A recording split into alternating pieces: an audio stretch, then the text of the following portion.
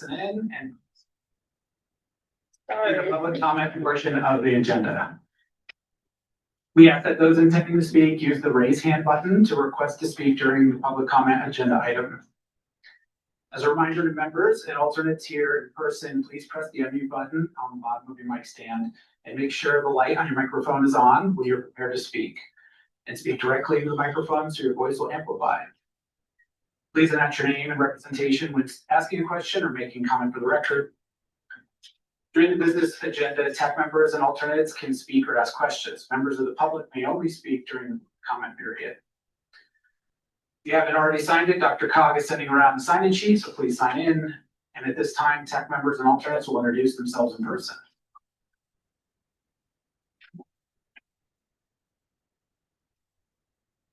Brent Sutherland, Arapahoe County, City of Littleton. Frank Whitaker, City of Lakewood, Chepco. Jean Sanson, City of Boulder. Kelly Van Bergen, City of Arvada.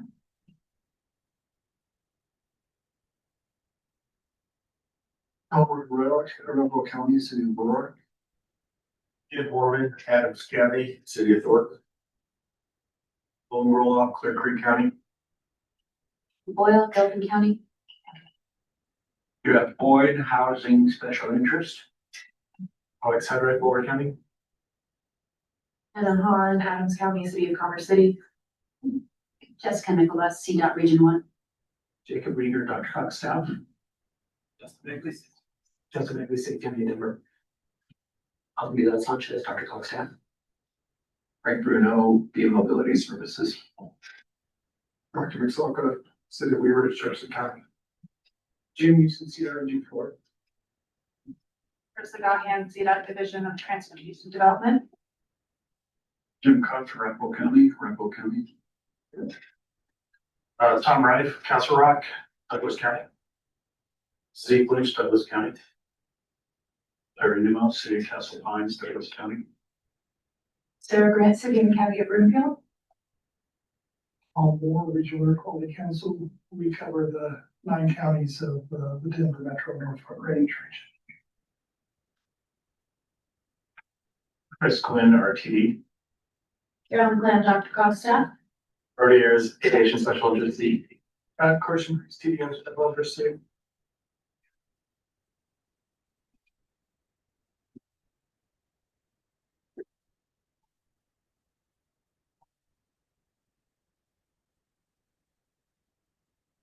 I do have a number of announcements related to membership. The first will be welcoming new members. So the Arapahoe County Transportation Forum did take action last week to identify members and alternates for their vacancies. So Jim Katzer is moving from alternate to member for that forum. And then there are 2 new alternates identified, Antonita with Centennial and Ryan Seacrest also with the county. And then we do have another announcement to make. Unfortunately, a goodbye, a sad announcement for those who haven't heard that Art Griffith did pass away earlier this month. And so we want to create space during this meeting just to recognize the work of Art here. And I'm going to throw it to Jacob to start that. Yeah, thank you, Alvin. Nothing I say is going to be adequate. Art was a legend and an institution, as you all know, and his expertise in transportation planning and engineering was about unrivaled in this region, and he did so much for Douglas County, for DRCOG, for the entire region, for the state. I've worked with Art as long as I've been in DRCOG, which has been 14 years. Someone who I considered a mentor, and someone who has been so helpful to all the major projects and the things that we've done in DRCOG, particularly his involvement in our chip process over the years in particular stands out for me. But what really stands out for me is not just who he was as a professional and as a leading institution in this region, but who he was as a person. I formed a friendship with Art, and something that I really always appreciated about him, and will try and replicate for the rest of my life, is his kindness. Every time that he and I talked, he would ask about my wife, who has some health issues, but not, very different than what he was going through. And yet every single time before I could ask how he was doing, he'd always ask about me and my wife. He got to know us as people, he cared about us as people. what I appreciated most about Art was who he was as a person, not just who he was as a professional. I'm still shocked that he's gone, and I miss him dearly, and will just appreciate him and his legacy forevermore. I would invite the folks in Douglas County to give a tribute if you'd like to, and anyone else who would like to speak about Art. Thank you.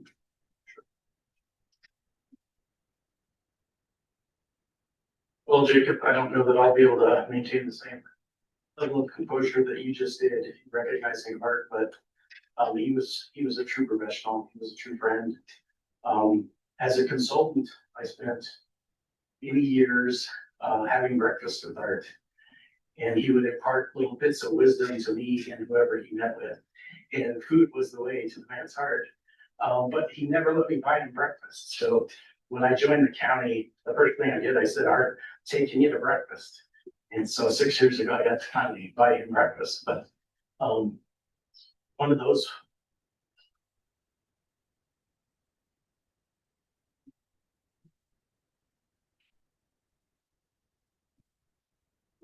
words of wisdom that he imparted to me was he put his hand out flat like this. And he said, it's easy to do this. And we were talking about building finances for a project or putting together partnerships. He said, it's easy to have your hand flat. It's a lot harder to do this. Just shake hands. And he was the master at building consensus and bringing people together. And I'll listen to your pain.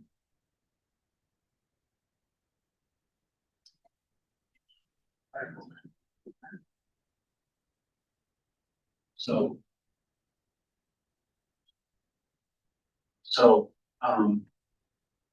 Thursday before Kurt passed away, he called me as a Sam's giving me glasses. He wanted to talk once more. So we were talking, we talked for about 10 or 15 minutes. We always talked around lunchtime. That was breakfast for us. It was lunch. We'd always call each other around 12 or 1 or something. What's for lunch today? So, but anyway, so we had this whole conversation. I finally said, Art, you know what? I need to be put on my computer, get to the station, schedule Monday. It's great. I'll talk to you Monday. Of course, Friday night I got the news. We'll see, because somebody else. So, to speak on a personal level, his granddaughter Pearl and my grandson Henry are fairly close in age, and exchange back and forth. I've got videos of him and Pearl wishing Henry happy birthday. It's just appreciated everything said. Well, he went home and said it won't happen.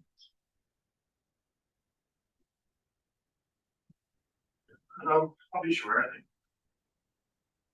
it's weird. I was literally just talking to him a couple of days before I found out that we had lunch scheduled the following day. I count him as a good friend, not only as a coworker. We did a lot of fun things together. For the Rockies games. I got to watch. I was just sitting around talking about work. That was one thing I won't miss though is the weekend calls at 9 p.m. Still, he was I consider him a great coworker and a good.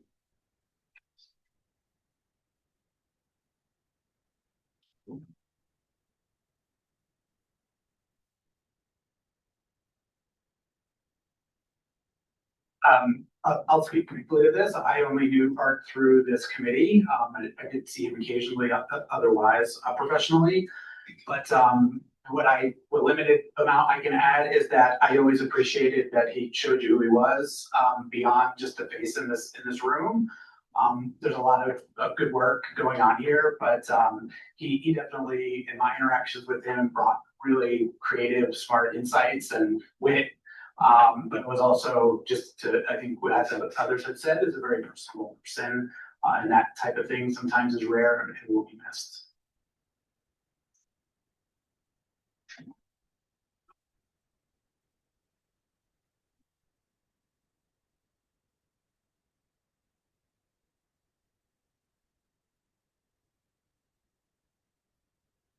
For no other announcements for chair.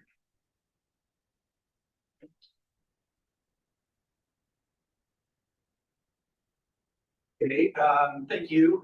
We'll go into the comments portion of the agenda.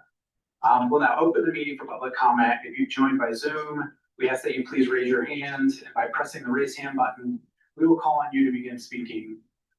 If you have joined by phone, please raise your virtual hand by pressing *9, and we will call on you by the last 3 digits of your phone number. Staff will unmute you, and then you will need to unmute yourself by pressing *6 on your phone. You'll have 3 minutes to speak, after which we'll ask you to wrap up and your line will be muted. As a reminder, after the comment period, only TAC members and alternates will participate in the discussion regarding each agenda item.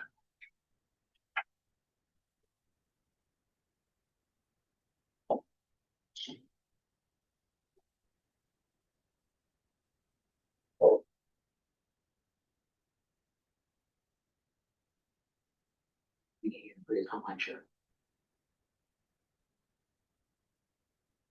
Okay, thank you. We'll move into the meeting summary. At this time, we'll move on to the April 20th, 2026 TAC meeting summary, which is in your packets in attachment A.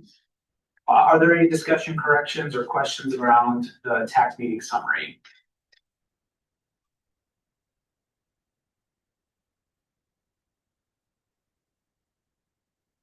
Seeing none, the TAC meeting summary stands as approved. Move on to the business portion of our agenda. We have one action item today. Just a reminder, as we move into action items, a reminder that only TAC members and alternates may speak or ask questions. We're going to have a presentation on the Human Services Transportation Set Aside in Section 5310, supplementary project recommendations attachment B in your packet. We have Travis Noon, manager with the AAA Business Operations team, will present this item.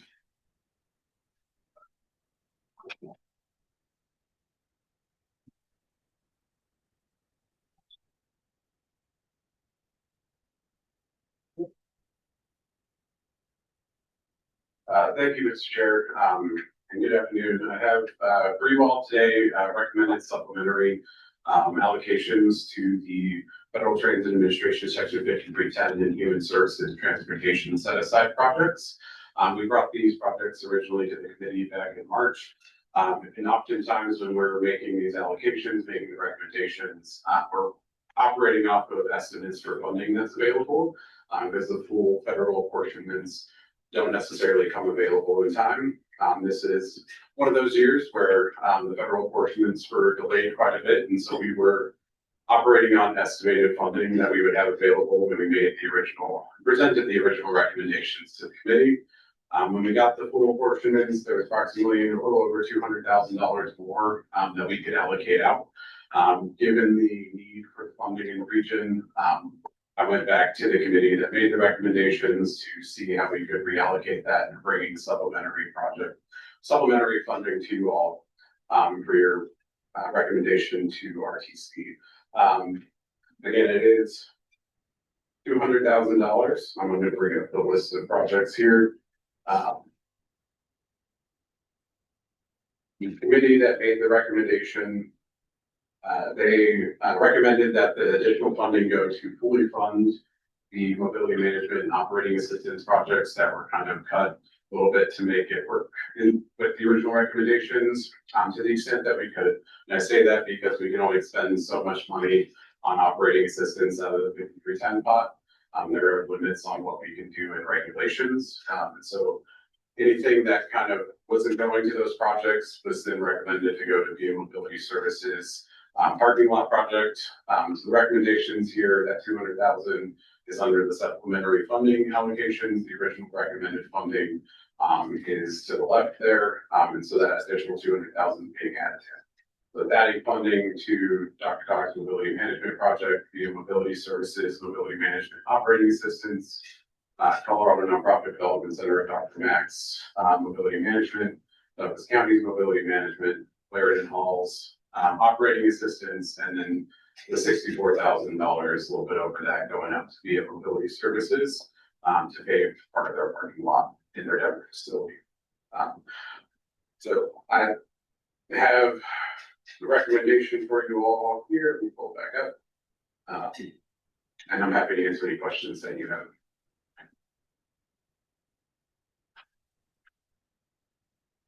Thank you, Travis. Just a reminder to the group, name, announce your name and representation if you have a question, and at this time, we'll take any questions for Travis on this recommended action.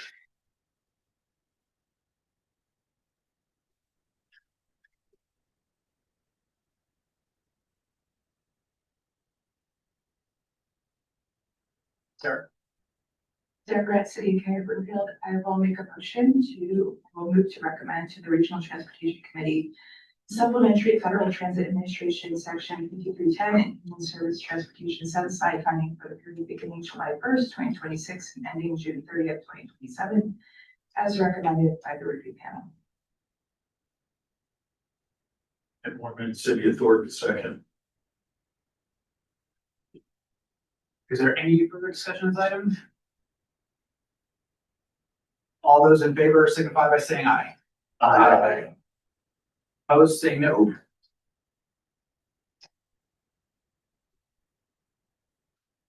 Any abstentions? Frankfurt for the record, via. Thanks, Travis.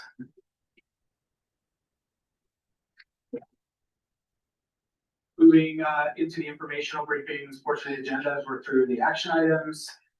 Just a reminder, no action going forward. We have a update on the 29 to 32 transportation improvement program set asides, which is attachment C in your packet. Josh Schwenk with DRCOG will present.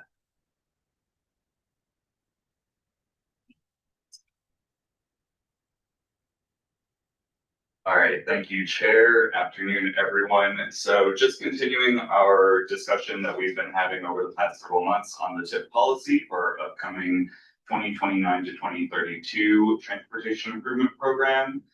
We wanted to bring forward sort of the set of proposed set-asides proposed to be part of that policy. So just as a quick reminder, what is a set-aside? We just heard about one of them, the Human Service Transportation set aside. These are all programs that are funded through our TIP. We often think of the TIP as just kind of the regional and sub-regional shares of funding, but we also have the set aside as the third major component there. The funding for these are removed kind of off the top prior to the regional and sub-regional shares, and goes towards programs that are regional priorities, that are important programs that we see a need for, but may not always compete the best in the general calls for projects. So the TIP policy itself sort of sets what those programs are that are to be funded through the set-asides, but we do have a separate set-aside policy, which goes into a lot more detail as far as actual eligibility, scoring criteria, things like that. I believe you all saw an amendment to that, I believe, at our last meeting. So you should be familiar with that.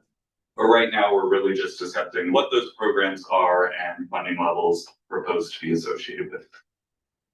So this is just kind of a very simple graphical representation of that. So as the funding sort of flows down to the regional share and sub-regional share, the set-asides are sort of broken off from that funding before they go down. So set-aside funding comes out, 20% of the remainder goes to regional, 80% goes to sub-regional. All of those projects ultimately come through our committees, are approved by our board of directors. It's just through a slightly different process. So in the current 2024 to 2027 TIP, there are 8 set-aside programs. This is kind of a complicated graphic just based on how those were included in the policy. But we do have sort of the 4 more maybe traditional set-aside programs along the top. So RTO&T, air quality, human service transportation, and TDM. These are kind of long-standing programs that have been in the TIP for several cycles. And then we introduced 4 new projects in the last, or 4 new set-aside programs in the last TIP. And those are those 4 in blue at the bottom. So corridor planning, community-based transportation planning, livable centers, small area planning, and innovative mobility. And the kind of innovation with those is that they would be managed a little bit differently from our traditional set-asides, where the funding would stay with DRCOG in order to kind of remove some of that administrative burden from local agencies. And we would also be able to leverage CDOT toll credits to remove the requirement for local match on those projects. So we met with set-aside managers for each of the programs, went through kind of lessons learned, what types of improvements they might be looking at for the next tip. And we came up with a set of 6 proposed set-asides to include in the new tip. I say 6, but really all of the programs are continuing. So 3 of them have proposed to sort of merge together into that transportation technical assistance in the bottom right, dark blue. That would be the previous corridors, community-based and innovative mobility programs, with the other programs largely continuing as they stand. I'll run through each of them in a little bit more detail, but just so you can kind of see the full set of them there. So going into each of them, so the air quality set aside, this is our partnership with the Regional Air Quality Council. They are proposing $7.92 million in the new tip. And this funds many of their education, awareness campaigns, as well as their SIP modeling. So they provided sort of these 5 general focus areas that they will be funding, and the specific funding breakdowns for each of those are provided in your memos. But really continuing and advancing a lot of the great work that they've been doing through our current tip and prior tips.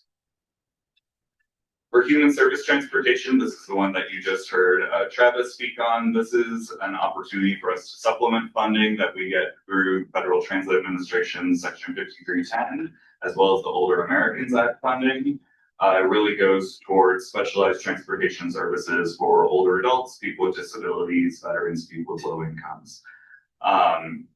Proposing $8 million in the new tip, and largely continuing as it is. The one change that I wanted to touch on is just a slight change to eligibility. This is actually already in effect, just due to the funding type being used for this set aside.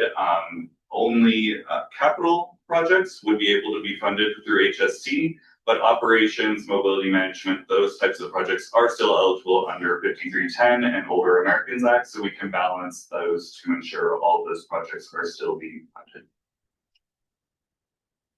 For livable centers, we're proposing $3 million in the new tip.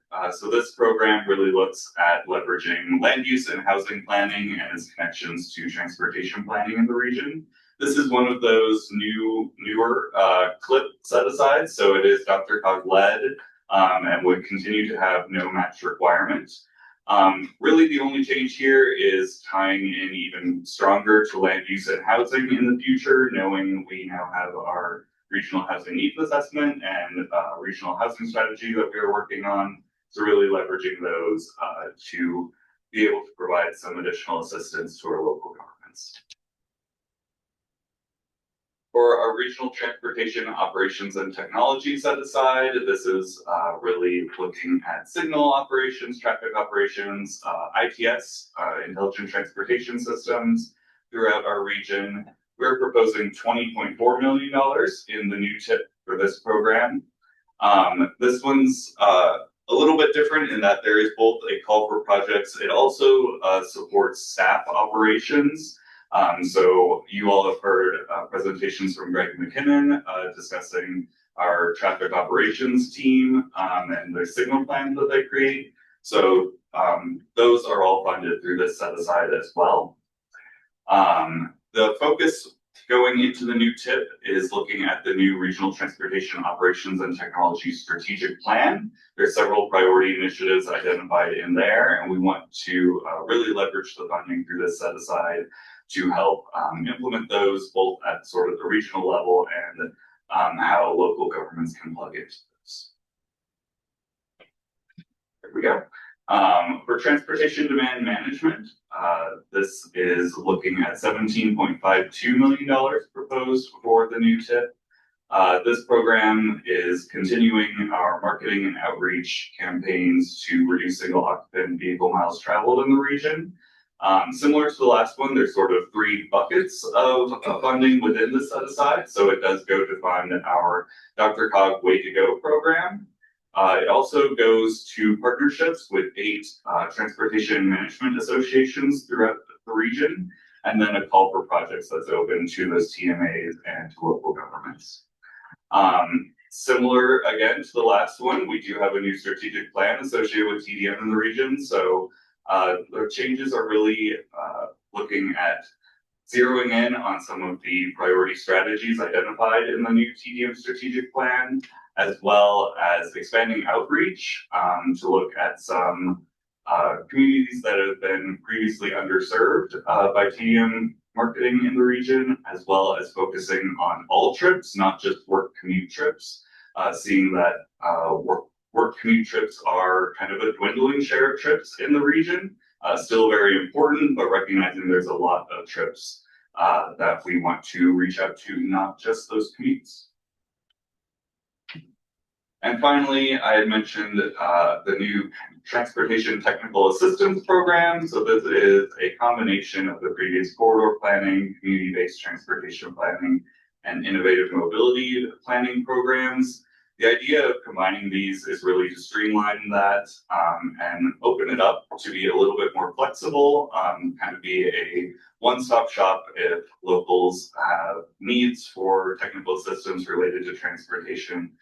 They could come in and DRCOG staff would be able to facilitate those planning initiatives. They are looking at $12 million proposed in the next SIP, and this would continue to be a DRCOG-led program with no match requirement. In addition to combining those 3 programs, they're looking at having focus theme areas. So those could be those 3 existing programs. So a theme of planning for those major corridors identified in the RTP, for instance, or other themes that could be responsive to identified needs in the region. Certainly one that the managers identified was a safety focus, wanting to prioritize planning around safety within the region in this program moving forward. So here's kind of a side-by-side look of what the funding proposals for each of these programs are in the current TIP, and then what is proposed for the next TIP. We did ask everyone to try to keep it relatively within the ballpark of where their current funding levels are, just with the uncertainty around what the future federal transportation bill might look like. And when they did propose increases, we did just ask for them to justify kind of what might be the need for those increases. So kind of run through some of those proposed increases. So for livable centers, just kind of a small $500,000 increase. And that's really just based on a very high interest that we've seen in that program, a very high subscription rate. And clearly we see a continuing need around housing and land use planning in the region. And so we do expect to need to have that capacity moving forward. For the RTO&Ts set aside, we're looking at a $400,000 increase. That is really associated with the staff operations team. In the outer years, we're looking at setting up some regional data infrastructure tools, and we do see a need for additional staff support for those tools as they get up and running. For the TDM program, I mentioned they do anticipate really some new strategies associated with looking at all trips in the region, as well as with outreach strategies, additional translation services, things like that, associated with the increased scope that's identified in the strategic plan. So that is associated with that $2 million increase there. And then with the transportation technical assistance, similar to livable centers, we've just seen a lot of interest in those programs as they stand, a really high subscription rate, and with them expanding their scope to look at some additional transportation planning topics, we see a need to have some additional capacity there as well. So we are looking all in all at about $68.84 million proposed for the set asides in the new tip. And I believe, yes. So that is the proposal as it stands right now. Definitely interested in any questions, feedback that TAC members might have about the proposed set asides. Any concerns, any questions you might have about how they're proposed. We can definitely take that back. Thanks so much, Josh. Really good information here. Any questions? Ken? So do you remind, you said that takes about 68 million over the 4 years. How much total are you again projecting? It's a $5 million increase. So that's gonna take away from the region, sub-regional. So just trying to understand percentage wise is how much that set aside is compared to the. I might Follow-up question. I might lean a little bit on Jacob if he knows anything more. I think a lot of it is a big question mark right now, just given we don't necessarily know what the federal transportation bill will look like. We don't necessarily know what our overall funding situation looks like. So it's a little bit hard to answer, but I might ask if you have any insights, Jacob. Yeah, I'll give a couple insights. Thank you, Ken, for the question. It's a good question. So I just did the math here, and this is about an 8.6% increase just relative to the set asides themselves. I know your question, as I understand, and I want to make sure I understand, is what is this increase compared to the total sort of tip budget? Because you're right, this is all about sort of priorities and trade-offs a little bit here. We like these set asides, these are good set asides, but any increase here does take away a little bit from the overall tip share or the tip pie. So Josh, I'll actually lean right back on you. And the overall tip pie, typically over the last couple of tip cycles, we've done close to 500 million in the tip altogether. Is that right? That sounds accurate off the top of my head. So that's a little bit of context for where the set asides nest within the overall tip program. With, again, Josh's caveat, I will talk about reauthorization later in this meeting, but we are projecting based on historical trends of what we think will be available for the next 4-year tip. We don't know for sure yet. And could you explain the large increase in the last 3 there, technical assistance? My concern, I'll be real honest, is that as we put together the RTP projects that DRCOG led, made it into the RTP, others became vision projects. So one of the things as we look towards the policy, I'd love to see it be something that because the corridor project plan led by DRCOG staff, it got a higher score, it got in. I'd like to make sure that we're not setting ourselves up for DRCOG having to do all these corridor studies as an example. So I was curious as to why the 2.5. Yeah, I think the $2.5 million increase there is looking at, as I mentioned, there was just a lot of interest from locals in the community-based and innovative mobility set-asides, and then just a lot of identified need for the corridor set-aside, which is implementing those corridors that are identified in the RTP. So increasing the capacity to be able to handle more of those projects, and then understanding sort of an expanded scope for that beyond just those 3 programs. They also want to look into potentially a safety focus area and other focus areas that would be sort of set as part of each cycle where they could respond to sort of identified needs at the moment in the region. So really just trying to have some extra capacity to be able to handle things like that as they arise. Does that get that? I think a little, so would your Vision Zero fall under regional transportation operations technology or under this last? I think Vision Zero, like planning studies, would fall under this one if there were, for instance, sort of transportation technology improvements like signal timing that was done in a way to try to reduce crashes that could go under our TO&T. But this one would still be primarily for planning studies. Thank you. Yeah, and actually, if I could, I want to add to Josh's answer, because Ken, you raised a really important point that I want to make sure we're all very clear on. With one exception, which is the corridor planning set aside, the rest of these, remember in our regional transportation plan, we identified those major multimodal project investments, right? New roadways, expanded roadways, rapid transit, fast tracks type projects, right? But there's a whole lot that's in our regional transportation plan that is not project specific. It's programmatic, it's project funding category. It relies on the TIP process to identify those projects later. And then there's things in the TIP and in these set-asides that would not be directly in our plan. And I'll use, for example, community-based transportation planning is all about going into community and solving problems identified in disproportionately impacted communities directly. Those are not projects in the plan.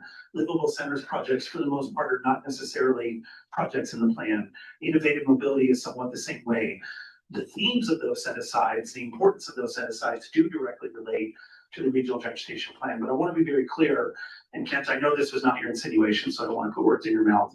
This is not a scheme by DRCOG to put DRCOG projects in the plan and then increase our TIP share so that we can implement our own projects from the plan. That is not how this works. These are separate sets of types of investments, separate sets of activities, with the one possible exception that the corridor planning set aside was intentionally set up to help advance those corridors that are identified, those multimodal corridors, BRT corridors, other corridors in the RTP, knowing that CDOT, local governments do PEL studies, NEPA studies, vision studies, but that DRCOG could also put a little bit of money where our mouth is and actually directly participate in helping those projects move forward. But again, the point here of the ask of the increase of this combined technical assistance program is that all of these set-asides have been oversubscribed as long as they have been TIP set-asides. There is strong interest from all of you, frankly, in these set-asides. They're administered by DRCOG. They are match-free for you all, which makes it easier for you. And in DRCOG leading them, there's some efficiencies about how those activities are conducted. But they are not meant to necessarily favor one set of projects in the RTP over another, if that was your question, Ken.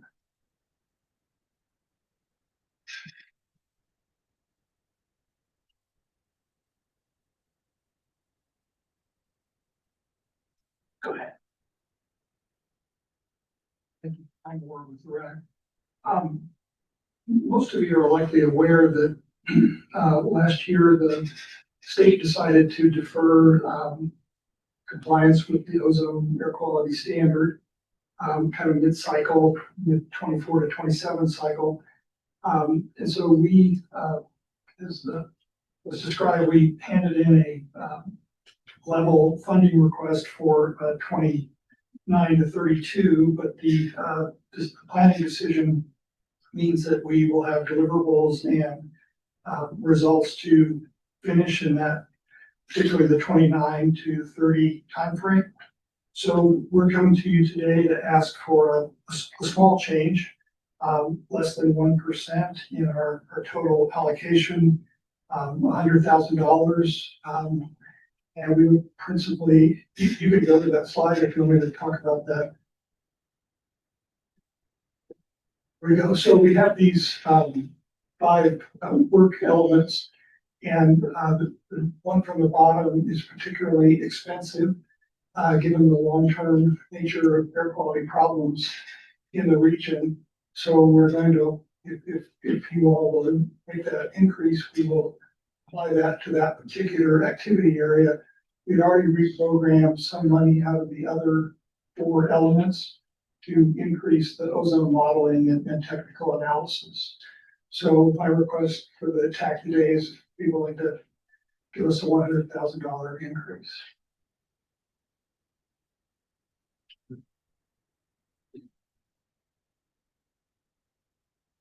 Yeah, thank you, Chair.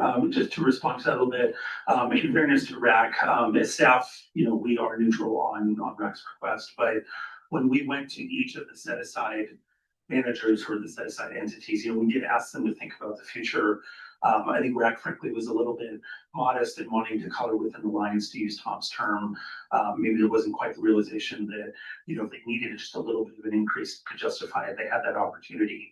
So the optics here of Tom raising it in an open meeting, I don't want you to be put off by that. They've had that same opportunity that others have had, and they didn't realize it. So we wanted to give them a fair shake or a fair chance to ask for, if they do need that little bit of an increase. So again, the staff were neutral, but just want to speak just a little bit in support of the opportunity for Tom to make that request. Thank you.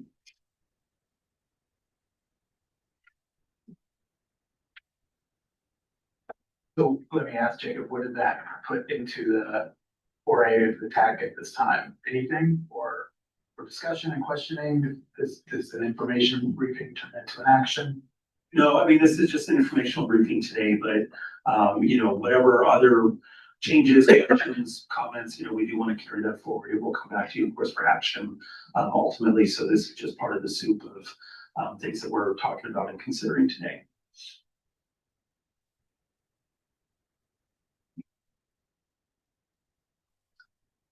Floor still open for follow-up questions, Zeke?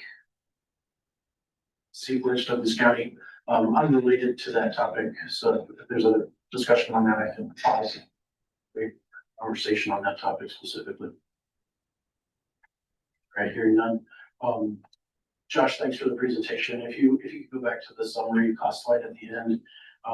My specific question is, it looks like for RTO and T, Greg's program has always had, I think, about 4 million of that 20 million dedicated for kind of staff augmentation and helping, the local agencies with traffic signal timing, et cetera. Do you have a similar kind of staff target for the new transportation technical assistance program? How much of that 12 million will be personnel assisting projects versus implementing projects? So it's not broken out as clearly as that, and Jacob, correct me if I'm wrong, but we are looking at some charging some staff time to the set asides when staff is directly working on those set aside projects, and I think we're estimating roughly the 10%. I could be wrong about that. No, Sorry. that's right, Josh. I mean, give or take, depending on the set aside, depending on the circumstances. But that's a little bit different than what you're raising. That's a little bit of a different arrangement. In the transportation technical assistance as proposed here, these are monies that are dedicated towards those activities, those set asides, as opposed to Greg McKinnon's program, where there's an off the top, so to speak, dedicated specifically to staff. And so, yes, Josh is correct. We are contemplating, don't want to get ahead of ourselves, it's a separate conversation, but we are contemplating the potential of a small amount of staff charging to these set asides, because we're directly doing a lot of them as well. Right? I mean, I think we can justify that, but that's a different conversation. But that is a different arrangement if we even do it, than, sort of like set aside of having staff salaries directly, set aside for staff salaries as part of that set aside, if that makes sense. Should I jump in? The increase is the reflection. Right.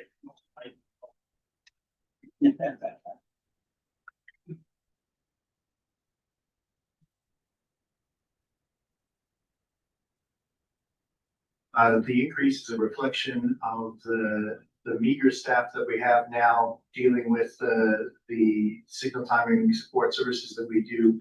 Their role is going to change in using, instead of being in the field, doing a lot of the travel runs and technical observation, but we'll be able to support our regional partners with the regional project, the mobility analytics and coordination, to be able to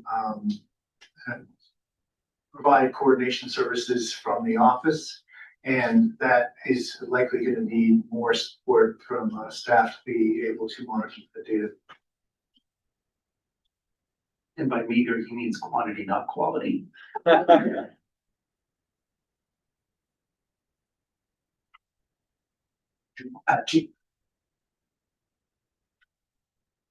Josh, thanks for that presentation, and the clear messaging. My question is around the TDM, and I noticed that it comprises a relatively large percentage of the increase. And I know that in the memo, you speak to the increasing cost of the Way to Go programs. Can you expand on that a little bit more? I mean, we know everything costs more now, but I'm just kind of curious specifically about Way to Go. Yeah, so it is proposing an increase, actually both to Way to Go and to the partnership program with the ATMAs. So they would be going from currently $120,000 each per year up to $140,000, and then the increase to Way to Go. It's actually similar reasoning. So inflation, as you noted, everything's costing a little bit more. But also in the TDM strategic plan, so it did sort of identify two key areas. One was additional outreach to underrepresented groups. So we do anticipate some additional costs associated with translation services, new outreach strategies, things like that. The other is just an expanded scope. So looking, going beyond just work trips and sort of those traditional employer partnerships, looking at how do we target all trips? So looking at sort of a whole new set of tools that would be required to target some of those non-traditional TDM style trips. Does that answer your question? Otherwise, I might hand it off just to you, but. Yeah, great job. Okay. For context.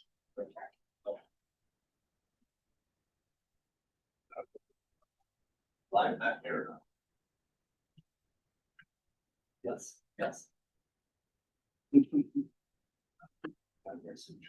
Sorry, I knew we might need some color friends with various other side managers. Hi, everyone. I'm Steve Erickson. I'm the Communications and Marketing Director at DRCOG. Steve, I don't think it's on.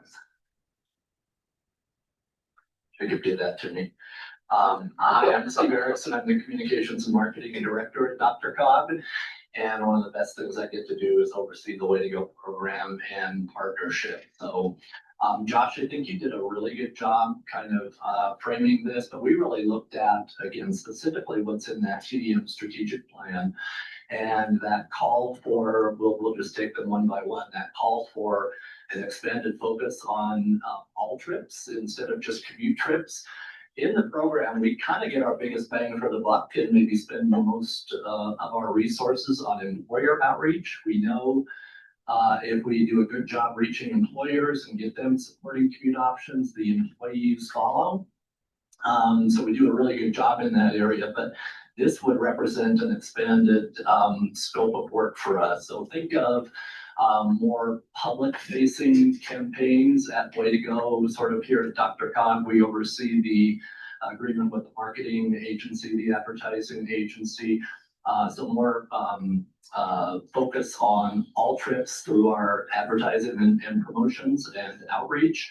And think of more community events as opposed to employer-focused events. So just a little bit of a change kind of in our focus and an added amount of work that we would have kind of in our scopes. Josh mentioned, and this is really important, the equity analysis that was done as part of that TDM strategic plan. It really identified a number of programmatic areas where we can be doing a much better job. So it isn't just translation. So we think of doing a better job of access for people of all ages, incomes, abilities, and ethnicities.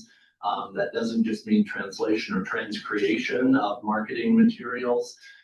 Again, it means looking at, completely new avenues to reach those folks and to do a better job of just making certain we're giving everyone the same opportunity to choose the right commute options in the workplace. So there are some lesser things in that TDM strategic plan related to incentives. We're actually exploring if we can use CMAQ funding for incentives and have had discussions with Federal Highways on that. So it's kind of all of that, I think, together primarily.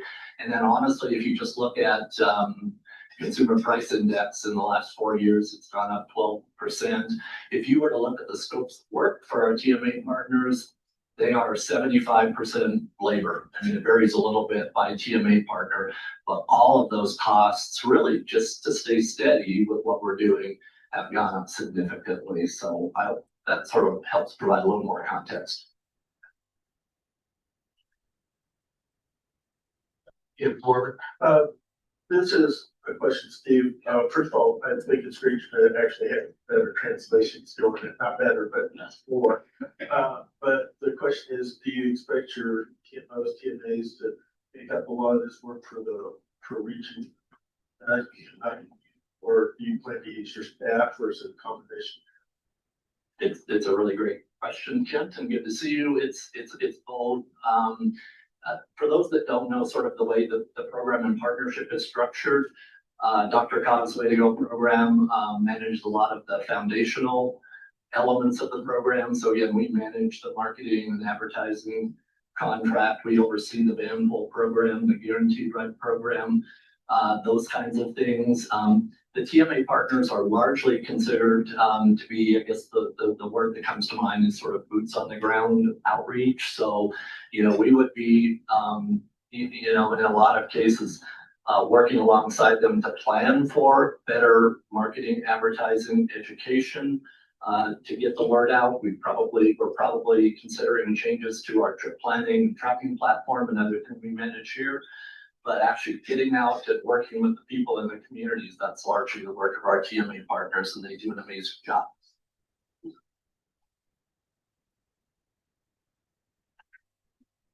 Anything else for Steve while he's at the mic? Josh, I have a question. I think this slide's a great place to start. We talked a bit about the consolidation of the three programs. Combining them under the umbrella of technical assistance to me makes a ton of sense. They're all kept and maintained in-house. They're DRCOG staff and resourced and funded work on behalf of others. Makes sense. The increase, I don't have so much of a question on. We at the city have been recipient of technical assistance through these programs, but I am a little curious about functionally, like how will this transition in the future from. Will they still exist as independent calls under this umbrella? It doesn't seem like they exist in the upcoming TIP at all, other than the fact that all of the subject matter is contained within a single new program. Just curious if there's been any thought about how that program will be administered. Yeah, so the program is anticipated to have sort of programmatic themes within it. So each of these three existing programs would be carried forward as sort of thematic areas within those calls for projects. But there would be the opportunity to add additional themes or to sort of rebalance those themes. If there were, for instance, during one call, there was a lot of interest in new innovative mobility. Perhaps something new breaks out into the market and folks want to explore it. Maybe we could redirect a little bit of that funding towards that theme area and a little bit less towards those others. But the idea would still be that each of these areas, we recognize there are areas of interest that folks in the region have, and we would want to continue them forward into the new TIP. There'd just be a little bit of additional flexibility between them and the ability to add in some additional theme areas on top of them as well. Josh. Let's try that again. Steve cursed my mic.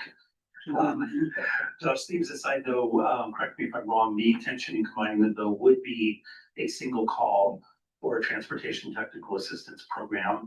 And that's to make it easier for folks. So you don't have to think about, well, do I apply in this one or this other one, or how do I navigate through? It's just a combined call covering all these topics, maybe with some thematic elements that might change, but a single technical assistance, transportation technical assistance program. I can say it correctly. That's correct. So it removes sort of that guesswork on the part of the applicant of having to know whether their proposal best fits in one program or another. They would just be able to bring it in and say they, could use some assistance regarding X topic.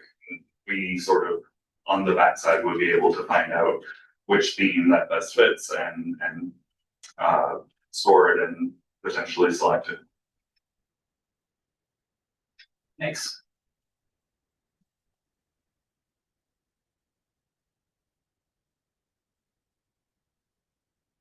Alex Everett, Boulder County. Many of us are aware that RTD is currently leading a bus stop infrastructure and accessibility assessment. This is the first district-wide inventory of bus stops for accessibility amenities in quite some time. Among other findings, the project has found that roughly a third of bus stops in the RTD district are accessible, and also identified that jurisdictional ownership is complicated and accessibility is a shared responsibility, and ultimately riders don't really care who owns what, care if the stop is usable, comfortable, and accessible. At one of the kickoff workshops that RTD held for the Boulder, Broomfield, and involved counties, RTD posed the question of, would your agency support a regional tip set aside or a pooled funding approach to bus stop upgrades? And I don't see the inclusion of a transit or bus stop focus set aside in the draft set asides for the next tip. So I guess I'd like to pose that question to my fellow TAC members of, is there appetite for including a bus stop focus set aside to implement the recommendations from the RTD Visio project?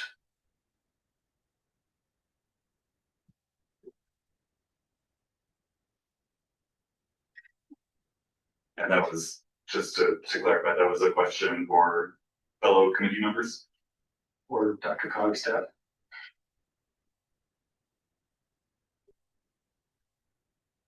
I think to steal Jacob's earlier term, staff is kind of neutral. We can definitely work with whatever is proposed, but interested in folks' thoughts.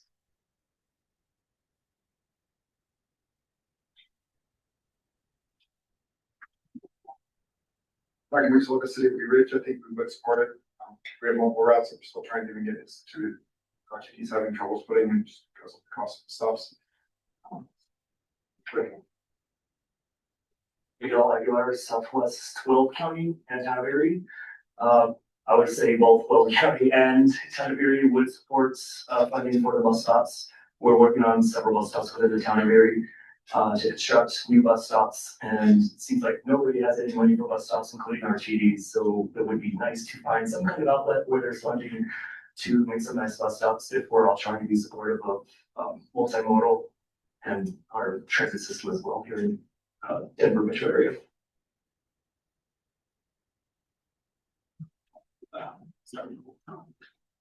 Homework Relic, City of Aurora. I would support it. Aurora's always had challenges with bus stop improvements, particularly the concern of, who's the proper entity to fund a local match? Is it, the city that doesn't operate the buses, or is it the transit provider that doesn't own the land? And so if there's a, not you, not me, but that fellow behind the tree that can come up with the money, we'd support it.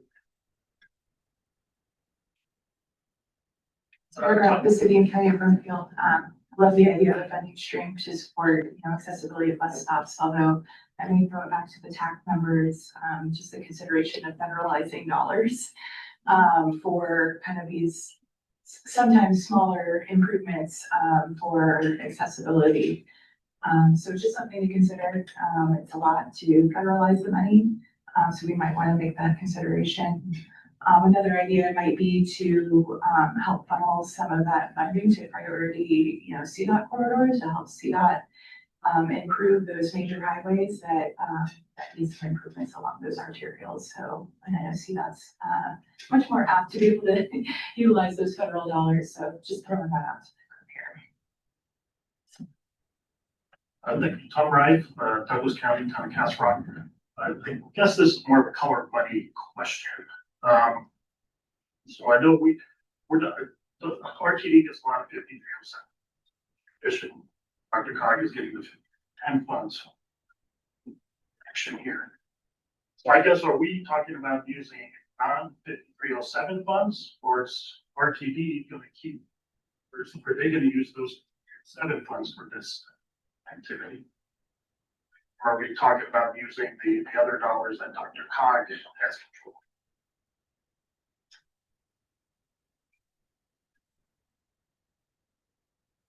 You want that one, or you want me to take it? I can start. So DRCOG does not have 5307 funding. So if this were a tip set aside, it would be one of the federal funding types that we have control over unless we were able to work out some type of funding swap, either with RTD or with the state, to get a different funding type. Our funding types would be eligible for those infrastructural improvements at bus stops, but as Sarah noted, there is always that concern around sort of the added kind of red tape around federalizing any type of project, especially those smaller projects. With that said, I think it would be best if 5307 funds would be on that, rather than trying to increase even more set asides.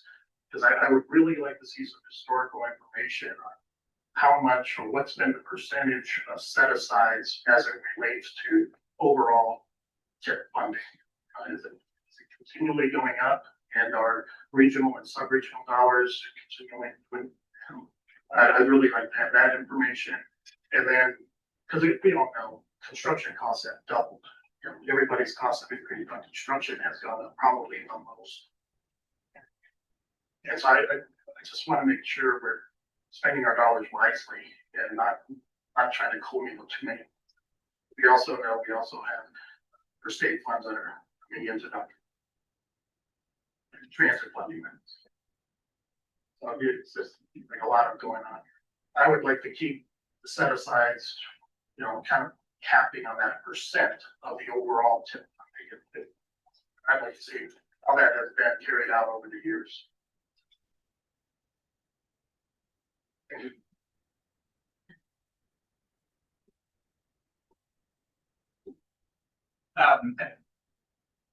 Any other comments on this? My comment would be, always need more bus stop funding.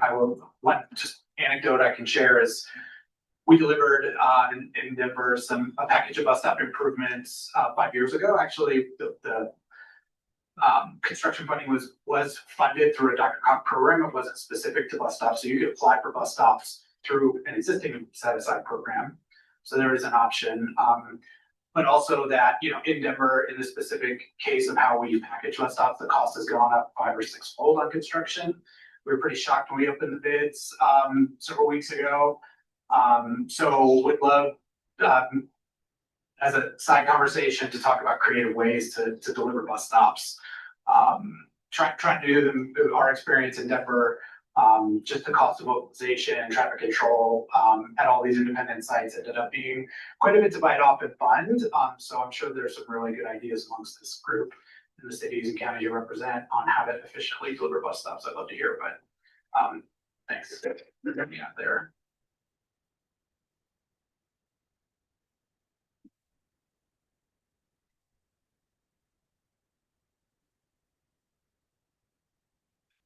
For years, aviation special interest team. With the conversation last month around regional share, how does this fall into that conversation? And a lot of that conversation was that there wasn't going to be a goal for freight, but it's our RTP goal, right? How does freight fit here? So the regional share conversation, we're actually planning to take that to board work session in early June to get board's feedback on whether they want to go in that direction of identifying 1 or 2 priority goals to select. And then ultimately we would want the board's guidance on which of those goals it would be. We are looking at one of those or 1 or more of those 6 priorities that are established in the RTP. We haven't ruled out any of them. So it's not that freight is not going to be the priority goal. I think if we were to go with probably any of them, we would probably look at how do you couple that to make sure that it's sort of the most impactful. So that could be freight, that could be active transportation, that could be safety. We just don't know at this point what direction we're going to hear from our board as far as what that ultimate goal might be. All of the set-asides do look at scoring based on kind of the RTP and MetroVision. So how do they help to implement that general vision for our region, including all of those goals that are established in the RTP. So each of them includes questions about how you implement the RTB. Some of them get a lot more granular, some of them are pretty generic. But all of them are looking at sort of tying back into that general planning vision for our region. Apart from that, just that these are kind of split off from that funding before the funding is split for the regional share and sub-regional share. So it's a little bit disconnected from the regional share conversation just because these are kind of their own separate funding pot. Once these are broken out, then you have that 20% that would go towards regional share and potentially towards that goal or goals for the region, and then the 80% that gets distributed out to the sub-regions. Does that sort of get at what you were asking? Yeah. Okay, sorry. I guess I want to continue to make the point that there doesn't seem to be a focus on freight, and the conversations last month were like putting freight even further away from opportunities for funding. Doesn't seem to be there's a real clear pathway for freight here, although it's part of the vision of the regional transportation plan. So I really want to keep advocating that we fulfill each one of those visions, and we actually put some funding towards those. And I'll just kind of reiterate, freight certainly is an eligible project type, and including within several of our set asides. So, you know, a lot of the regional transportation operations and technology is looking at, you know, traffic operational improvements that are going to improve the flow of of freight, as well as, you know, corridor planning is looking at, you know, some of those high priority corridors throughout our region, many of which are, you know, those principal arterials that are carrying a lot of the freight within our region. And freight is certainly eligible within the general tip calls for projects as well. So it's not that, you know, it's not a priority. It certainly is one of the priorities established in the RTB and will continue to be. But are you, yeah, I guess it is continuing to be an eligible project type within several of those programs. So I was gonna say, to keep us moving through the agenda, because we do have quite a few more items. Did you have a follow-up? Yes. Yeah. Well, just Jacob will go, and then we'll move on to the next item. Okay. So yeah, I guess a couple of things, especially if I'm going to be the last speaker. First, I want to get back to Alex's proposal for bus stop improvement set aside. Again, as staff, we're neutral. We want to hear what you have to say and kind of get your input. I would ask you to think about a couple of things. With some exceptions, the set asides are more planning and study focused. One of the exceptions is human service transportation, where there's a dedicated funding source to do specific things around capital rolling stock purchases. Our TOT is also a little bit different, but generally these set asides are around planning and studies. Bus stop infrastructure, presumably with the hard infrastructure, doesn't mean it could be a set aside, but that's an activity that's directly eligible in the tip. So I think a question you need to ask yourselves is, what do you gain by having it as a dedicated set aside? Is that juice with the squeeze, whether it's federalizing a project, whether we can dedicate enough money in a set aside to the project, et cetera, et cetera. The other thing I'd ask you to think about is, if we did do such a thing, the needs that have been articulated here, I don't want to take away from these funding and budgetary needs that were showing up on the screen for these existing set asides. And so is it worth it to you to take some amount of additional funding beyond this to dedicate toward the bus stop improvement set aside? Again, knowing that that would come even more off the top from what's left for the regional tip, or the regular tip call, and the regional and sub-regional shares. So again, all of these are questions of priorities and trade-offs. Those are things I'd ask you to consider. Finally, I'll just sort of put a bow on this by saying we really appreciate this conversation. I will say that I think what I've heard here today is lots of very good questions, a couple of requests for information, but I haven't heard any heartburn for what we're showing on the screen. Please correct me if I'm wrong. This will come back to you as an action item, but we really do appreciate the input and thoughts that you've given us today. Thank you.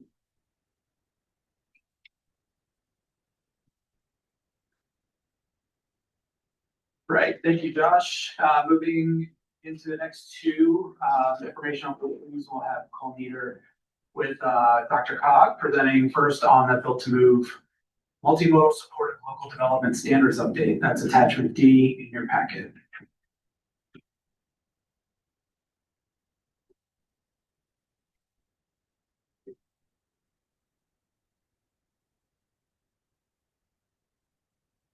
Hey everyone, good afternoon. My name is Cole Meter. I'm DRCOG's senior transit planner, and today, together with our consultant providing project assistance, Andrew Rutz, we would like to provide an update on a project that we are currently working on, DRCOG's multimodal local development standards toolkit, known as Built to Move.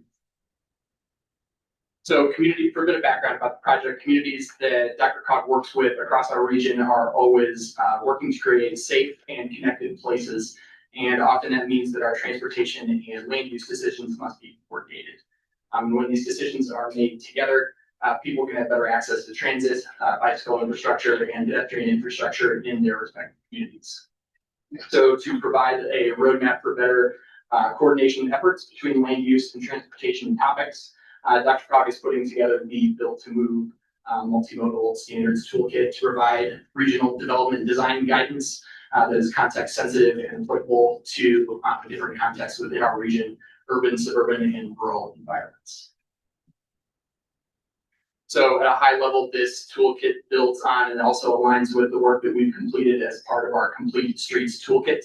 And while this is a good comparison visual that we have up here, while the Complete Streets toolkit focuses on improvements made along the public right-of-way, the Built to Move toolkit provides more guidance for the private land use area, guidance on commercial and mixed-use development that contributes to that multimodal environment that we see along the roadway. So this is the project progress that we've made so far.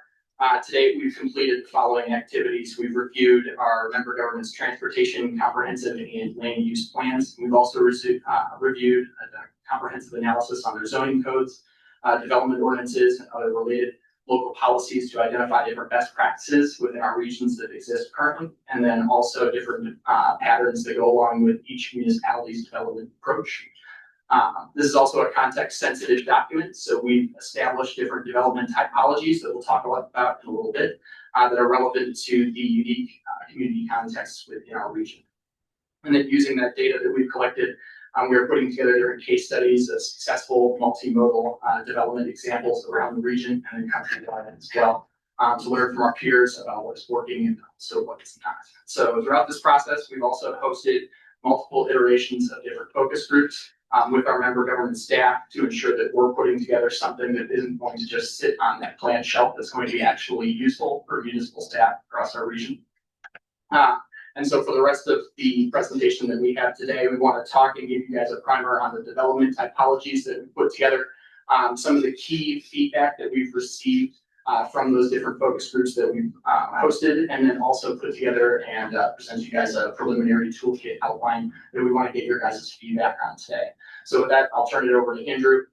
We'll go into a little bit more detail about the project, and then we can open up for questions afterwards. Thanks, Cole. As Cole said, I'm Andy Rutz with Crescendo Planning and Design, urban designer on the project. And I'm part of the team that's being led by Farron Pierce, supporting DRCOG on the effort. So one thing we wanted to, I guess, acclimate everybody to, and I know there's some familiar faces in the room who participated in the project so far, is this idea of development types. So as Cole said, the sort of the crux of this project is acknowledging that the region has made a lot of great investments in multimodal facilities, all different shapes, sizes, and scales, and then trying to find opportunities to compel the private development side to respond in kind to those investments. How do we really leverage that those investments have been made and really activate them as best we can? And so what we've been doing through this process is trying to define the types of places. So to Cole's point, those commercial kind of mixed use places that can really double down on those investments. And what you see on the screen here is sort of a sliding scale or a transect, if you will, of development types. We've tried to define cutting across all member jurisdictions within DRCOG. So on kind of the one side of the scale, we've got downtown core developments. So using Golden's downtown core as an example, these really robust mixed use places that already exist. that are probably going to be more predisposed to infill development or adaptive reuse of some of the built environment that's there. Moving across that scale, then corridor development. So similar in its kind of land use composition, but more linear in its orientation, oftentimes along the arterials and auto-oriented corridors that are trying to add that multimodal infrastructure to it. Something that's a little bit more sort of small scale infill, so neighborhood mixed use, using Boulder's University Hills as an example. These are more kind of nodal commercial types. Retrofit developments, so think of formerly homogeneous kind of commercial shopping mall environments that are trying to transition to a more mixed use development type. And then master plan development, so really ground up, we're using Lone Trees Bridgegate as an example, where it's development that's kind of building with intention from the start to be a more mixed use composition. As Cole mentioned, we've had a number of focus groups throughout the process. The first one was really sort of kind of listening oriented, trying to get a sense of the existing tools that member jurisdictions are using to compel the type of development that really responds to these multimodal facilities. The second meeting then, we presented some of this information around development types to get some input, presented this preliminary outline to get some input, but then really we're asking member jurisdictions of different tools and projects that they've seen as successful to try to extract, what are either the policies that they had in place that helped get the ground running, regulations, maybe a combination of both, or in many cases, we've heard a lot about the successes of just partnerships with the private sector. And then for our third meeting, the intent is going to be to kind of present the toolkit back to those focus groups and try and kind of do a walkthrough of how the jurisdictions can use that draft toolkit interfacing with the private development side. Some of the big takeaways we've heard so far, and really focused around the challenges that jurisdictions are seeing to kind of catalyze this type of development. One of the kind of key themes has been just the challenge of coordination across jurisdictions. So when there is a multimodal facility that's built across borders, how do both sides of that corridor, if you will, respond in the same kind of level of activation? We've heard a lot about just the challenges of getting the private sector interested in delivering these mixed use areas, especially across all the contexts that we're seeing within DRCOG. Challenges of trying to retrofit really strong built environment conditions. A key theme that you'll see on the next slide too is really creating that through line of the kind of long range transportation vision, and then the more current planning development review that in some cases within our jurisdictions, it's two different departments handling those conversations, and how do you make sure that you're connecting the dots? And then trying to connect our ground up master plan areas to already established activity centers. We asked all of our focus group participants, how are you going to make use of the document like this? What can be the best user experience? Cole had mentioned we're trying to align it as best we can with the Complete Streets Toolkit, which we've heard that jurisdictions have used to pretty great success. And so, we've heard a spectrum of responses. In some cases, I think there's an appetite for we want to have a strong foundation that we can kind of speak the same language regionally and build upon. In some cases, we've heard, we've got a lot of ideas from the private sector on how they want to engage these facilities, but we don't really have the policy foundation yet. So starting from can this toolkit provide us some policy guidance that then we can build regulations upon? In some cases, we've heard, we'd love to have a range of kind of design guidance, not being overly specific or we're being prescriptive, but rather helping jurisdictions understand if they're in sort of this dimensional standard, they're going to be more predisposed to success. I mentioned the cross-jurisdictional coordination, and then I think, the one that we've heard the most and probably has resonated the most is baking some sort of operational guidance into the toolkit of how you bridge that gap between the long-term vision and, development to development applications. In terms of how we're thinking of organizing this toolkit, then there's a lot of layers to it. All of you are really familiar with the complexities of the different contexts within our member jurisdictions. And so we're imagining that we're gonna structure the toolkit to start with community context, and we're trying to make that as sort of coarse as possible. So keeping it pretty simply to urban, suburban, rural, and mountain contexts. Then layering in the complete street types, then the development types, and then within that, starting to calibrate the design guidance itself. The idea with the outline is not that every user has to start from the top and work down. There are going to be some jurisdictions that have a really good sense of like the development type that they're trying to promote or trying to catalyze. And so the hope with the organization of the toolkit is that you can just jump right to the section that you feel most comfortable with, acknowledging that there are going to be some jurisdictions that really want to identify what context they're in first, especially if that context is changing over time, if a jurisdiction's moving from a more suburban to a more urban context, but ultimately leading you to this suite of implementation tools at the end. And then finally, in terms of next steps, we'll tease this a little bit as well, but one thing we've had an ask from a lot of our focus group participants in particular on is using this document as a means to sort of seed the clouds of a lot of successful case studies.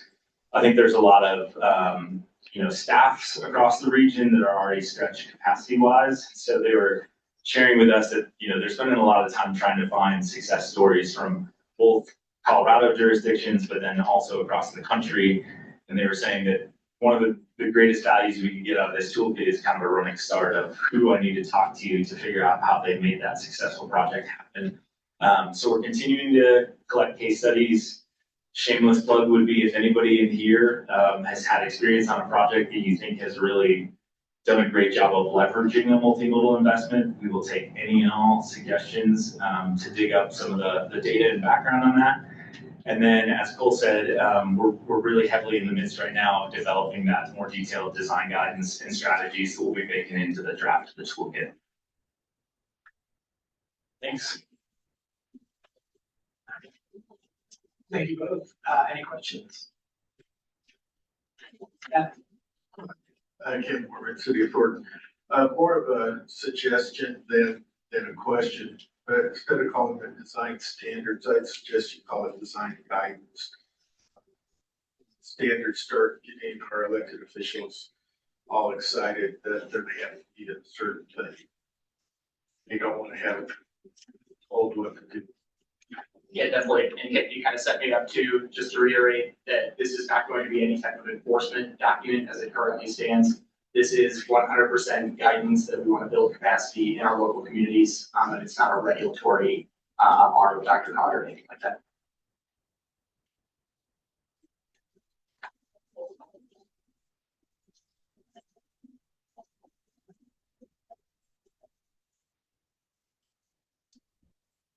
Great. Thank you both. Cole, I think you're sticking around for the next update. Regional multimodal freight plan update, attachment E.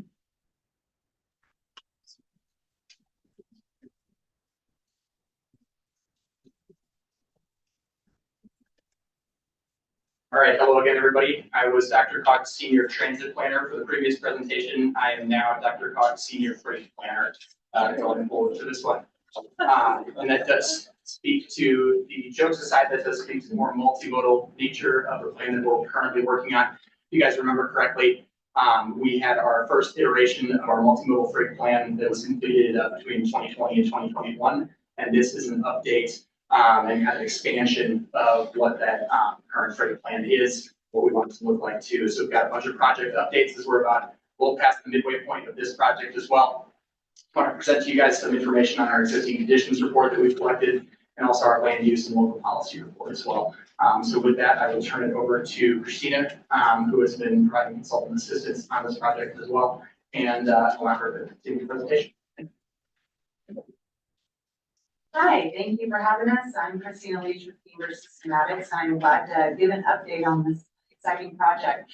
So just what I'm going to be presenting today, we're going to give an overview, give you an update on work that has been completed, and then also talk about what we have upcoming. So just to give you an overview of the project scope, we did existing conditions, as Paul mentioned, with an update to a prior freight plan. And so we went through and did a literature review, updated the data that was in there, which I'll talk a little bit more about a little bit later. And we also just completed a land use and facility and infrastructure policy chapter that includes a cluster analysis and review of local land use plans. Land use and freight go hand in hand in a lot of ways, especially related to truck parking and other policies that are implemented to support freight. And then we have a freight best practices, emerging needs, which we just completed and is currently under review. We're really trying to look at ways to improve freight and support freight along with other modes within all of the jurisdictions. And I'm realizing now we'll call them freight guidelines. So I'll talk about that here in a little bit, but to provide some ideas and ways to be supportive of freight. And then finally, the priorities and performance measures. So how are we gauging whether or not freight and movement is being improved, and just looking at kind of what a framework is for that.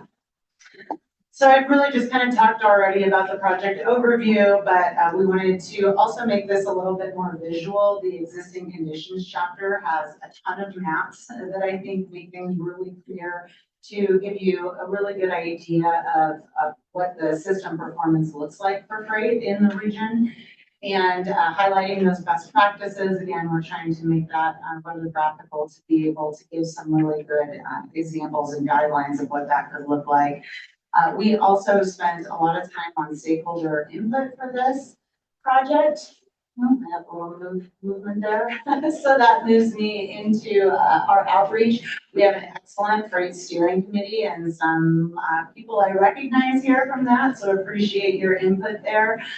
But we have really leaned on them to be able to look at the plan and figure out where the real issues are within their jurisdictions. We want this plan to be very based in ground truth. Like, these are the issues that we're having, and the freight steering committee has really provided that for us. We're also looking for folks to champion the plan and be able to talk about freight and the importance of it, as should be hugely integrated with other plans as well. We also did a stakeholder engagement survey that provided a lot of good feedback and actually was very consistent with what we've heard from our FSC. So this is just an example of some of the feedback that we've received from the FSC. A lot of the issues that we have heard concern with are truck parking, so lack of truck parking in certain areas. That gets to staging as well, so freight being able to get to a location early and wait if they have a drop-off time, or if they're just doing any type of freight deliveries within the city. That's definitely a concern. Also, rapid growth in a lot of the areas that have freight intensive needs, and where are the trucks going to park and how are we going to route them? How are trucks included in areas that need neighborhood access? We all have Amazon coming to our house, at least at my house, multiple times a day, sometimes it feels like. So how do we look at the different areas to be able to make sure that we have safety for bikes, pedestrians, and also incorporate freight as well?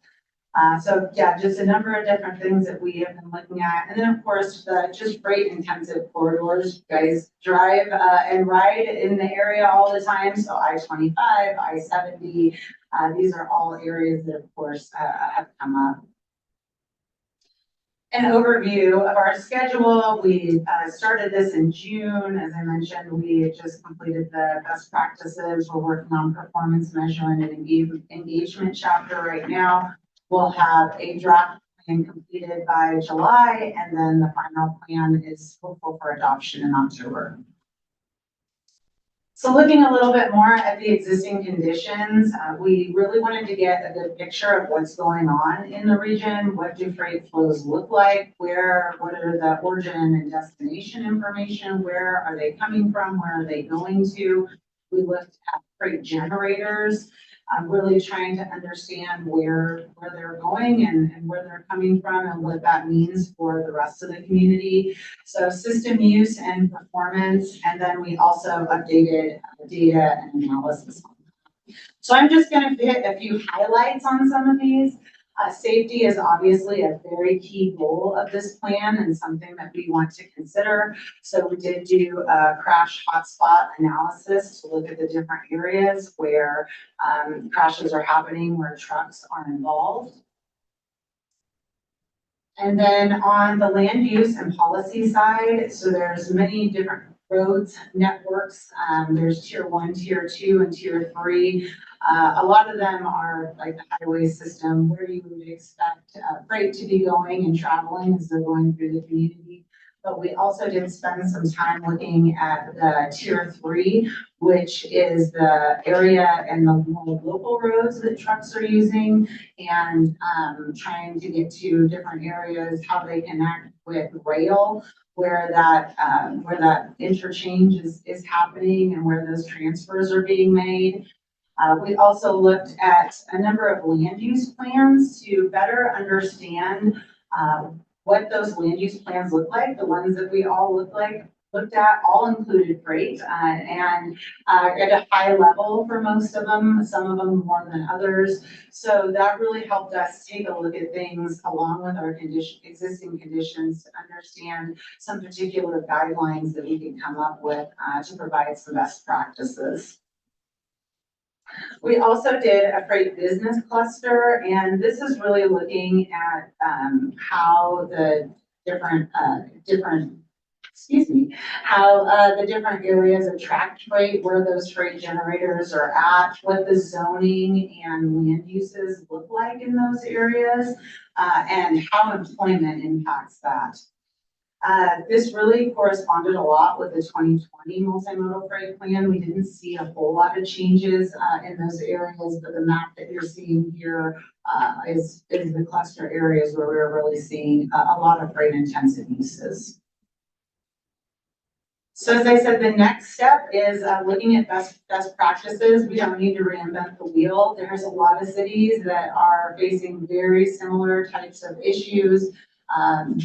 In this picture, just showing some different ideas for loading zones, looking at maybe some off-peak hour types of deliveries for freight to reduce some of the conflicts between pedestrians and bicyclists and also transit as well. So looking at ways to be able to do that and what would make sense to do in this area. Providing some information on micro hubs and then different alternative delivery methods. Another big thing that we're looking at is emission reduction in delivery. We don't want trucks sitting around idling frequently. So there are some different technologies that have been utilized to really be able to help with that, such as reservation systems and a few other things. So those are some other areas that we're looking at. After that, we're going to be looking at the freight performance measures and trying to figure out how do we actually measure freight performance and how if things are improving. So there's federal performance measures that are available. They're very high level and pretty much more at state level, especially with what's required for those. So we're looking at more regional options and what are some examples of what other places are doing to be able to measure improvements for getting freight around. And then our next steps are just to finalize these sections. We'll be talking about these here over the next month or so and looking at that engagement section. It really has helped inform all of the ideas that we've come up with for the best practices and talking about those emerging trends. That's all I have. Are there any questions?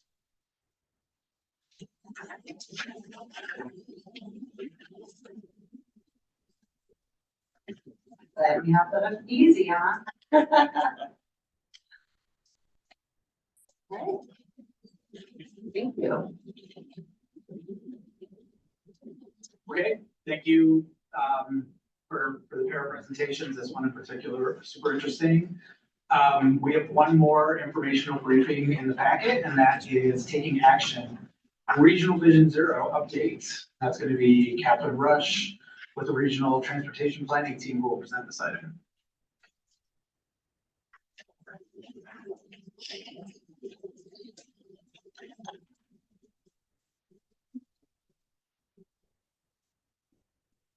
Hi, everybody. All right, last presentation between you and Freedom, so I'll try to be as brief as possible. My name is Catherine Rush, Senior Safety Planner, and I'm here to give a status update on our minor update that we're doing to the Regional Vision Zero plan. Just to give a quick background, which you might have heard before, our current plan was adopted in 2020. It used 2013 to 2017 crash data to inform it. It underwent another amendment in 2024 to add action items and countermeasures. And then also in 2024, a formal crash reduction goal was set, though that's not actually in the plan at this time. So what do we have this plan for? What do we use it for? We use it to prioritize corridors for funding. It's one of the criteria in the TIF for safety. The local safety plans are also considered. It's used to guide our safety-related work, the action items in the plan. It's used by communities that lack their own plans. They can use it to apply for USDOT SF4A funding. It's used as a template or reference when developing local plans. And then it can also be used to build support for improvements to roadways that maybe are lacking some attention. So goals of our minor update are primarily to update the regional hydro network and the regional crash profiles with more recent crash data. So we're using 2020 to 2024 crash data. Originally, another of our goals was to develop high-risk networks for some of those regional crash profiles. So what are high-risk roadways for pedestrian crashes or for roadway to pressure crashes? We discovered through this process that we don't have all of the data that we need at this time in order to effectively develop this high-risk network. So we're going to be focusing on creating a work plan to do that in the future. And then also to add some of those missing elements, such as I mentioned, the crash reduction goal and other things that identified through the FS4A grant application process. So our schedule is shown here. As I mentioned, we are not doing the high-risk networks anymore, it's shown in purple. We completed updating the hydro network with a draft network and completed the crash data analysis that informed the regional crash profiles.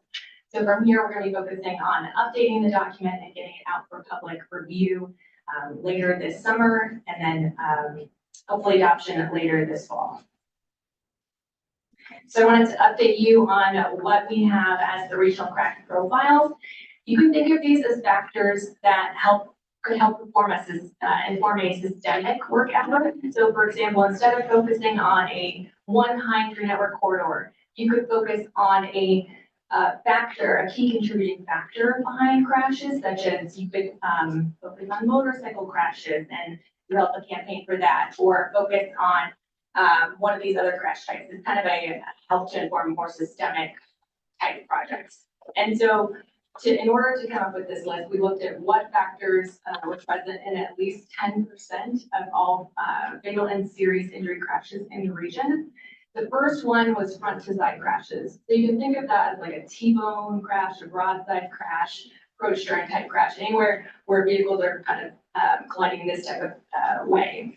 So in particular, left turns are a huge factor behind these crashes. And for example, if we just focused on left turn crashes at signalized intersections, that would take care of 7% of all fatal and serious injury crashes in the region. Similarly, red light running also account for 7% of all serious crashes in the region. Collision with fixed object and roadway departure crashes are 18%. It's notable though that the majority of these happen between the hours of 10 p.m. and 6 a.m. So it gives you a little bit of an idea what might be going on there. Motorcycle crashes, this is becoming, I think, even more and more of an issue, and it's present for all area types in the region. It's not rural, it's everywhere.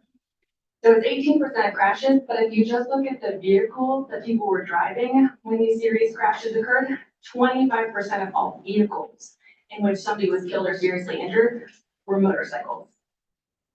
Pedestrian crashes account for 14%. Bicycle crashes, they only account for 5%, but we know that they are disproportionately, they disproportionately occur compared to the motor share for bicyclists. Speeding or too fast for conditions is reported at 13%, although it's likely much higher given that speed is a key determinant of whether a crash is fatal or serious.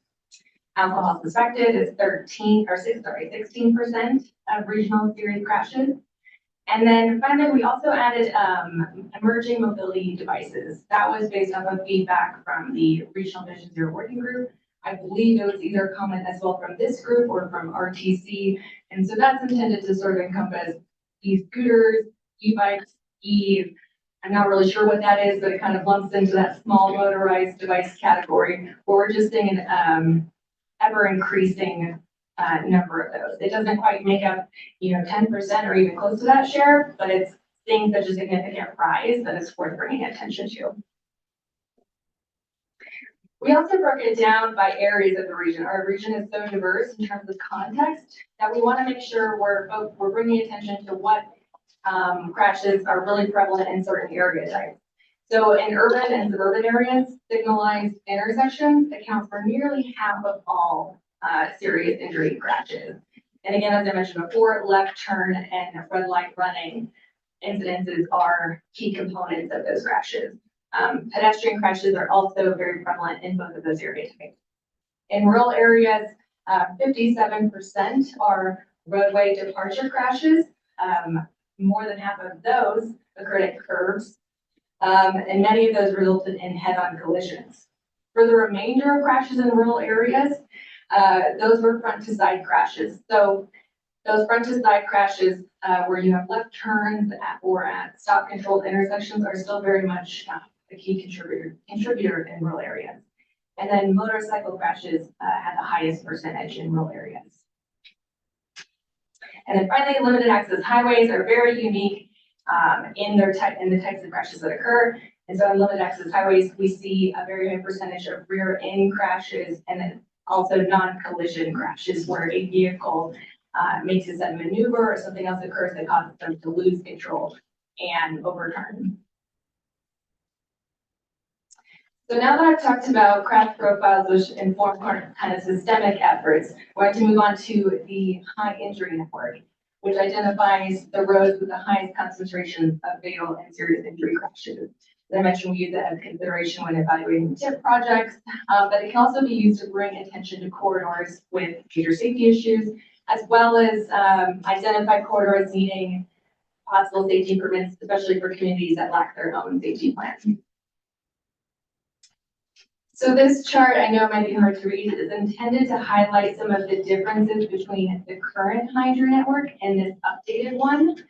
In terms of their scope and size, they're very similar. Both of them capture 9% of roads in the region. They're also very similar in the percentage of fatal and serious injury crashes that they capture, although this one captures 77% of the serious injury crashes as opposed to 75%. A couple differences, though, are that this new one is intended to better align with the methodologies used in many local safety plans. This was feedback that we heard from the Regional Vision Zero Working Group about adding in less serious bicycle and pedestrian crashes to develop that network in addition to fatal and serious injuries. And then it's when you look at it, it appears to be more kind of piecemeal. But the goal was for it to be more targeted and also to therefore be a little bit more accessible to rural areas. You'll see there's a lot more kind of segments in rural areas in the current version. And a lot of that has to do with not everything is focused on I-70. There are I-70 components and those other highway components, but a lot of that's kind of broken out into more targeted pieces. So here's an image of that map network. As you can see, it's still a huge, even 9% is a huge number of roadway miles. And you can see a little bit of that kind of piecemeal look of it. But again, as we see kind of, for example, in Clear Creek County, there were hardly any sections off of I-70 in the current plan, whereas this one has a bunch more roadway segments identified in some of those rural counties. But as I mentioned, there's a lot of roads identified on there, which makes it a little harder or potentially less impactful as a regional roadway planning tool, or to identify what's the most important for certain counties or jurisdictions, or for example, at a sub-regional level, if you have so many roads identified. So we have critical corridors, which are intended to be a second level of prioritization. They can be used to bring particular attention to corridors, kind of as I mentioned, which would be particularly important to advancing Vision Zero. And so we have two options right now for critical corridors that were about split in preference amongst regional Vision Zero working group members. And so these are still open for discussion. The first option is what we're calling a regional approach. And it's the corridors that are in the top, sorry, that's a typo, it should be the top 10% of HIN routes for both crashes of interest per mile. So how many crashes of interest, fatal and serious injury plus minor injury by head a corridor captures, as well as the total raw number that are captured. So you don't have really short corridors that sort of capturing a lot of priority. And so you can see here what would be sort of the priority at a regional level from that perspective. The second option is an equal county approach. These are the top 10 routes in each county based on that crashes of interest per mile, so crash density. Note that Gilpin County only has 5 routes, so 5 routes are shown. We also set a requirement on length, so corridors had to be at least a half mile to 1 mile in order to be on here. A benefit of this is that it could further assist with sub-regional planning and provide more local assistance while still bringing some attention to it at a regional level to what corridors could be a priority. So next steps, as I mentioned, include finalizing the draft document, taking it out for public review, and hopefully bringing it to this group for adoption later this fall. With that, I'm happy to take any questions.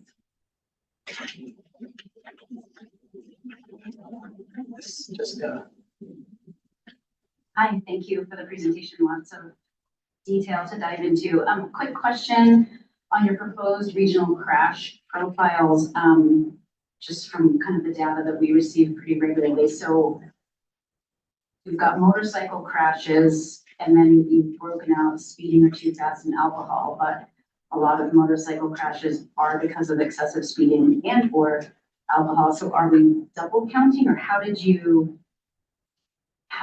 break these out? Does that make sense? Because it feels like a lot of these are speeding and alcohol. So like 1 through 5, or 1 through 4, speeding or alcohol, then you broke it out separately. So how does that work into the percentages of crashes? Yes, we are double counting. So these will not add up to 100%.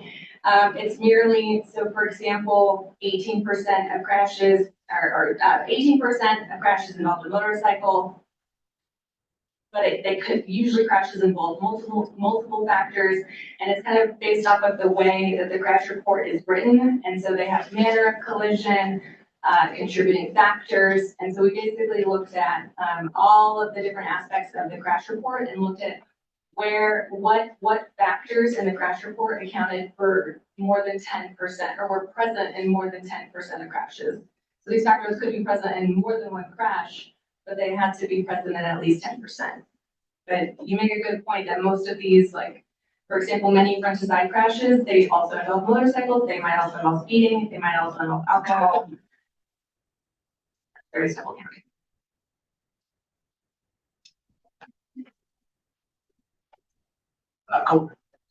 Overall, Clear Creek County. I'm curious on the crash profiles. Did you guys consider like anything class 6 or above as a factor as far as freight, 18-wheeler operation as a class 6 crash profile? Because I think their solutions can often be different, at least speaking from our perspective. Just your thoughts. Yeah, we looked at vehicle type associated with crashes. We looked at it both vehicles involved in crashes as well as the primary vehicle, like so traffic unit 1, so typically who was kind of the key vehicle responsible for the crash. And for both of them, it just wasn't a very high percentage of 18-wheelers and very large vehicles. So it didn't show up for a regional crash profile. But we do know that they have very unique needs. Thank you.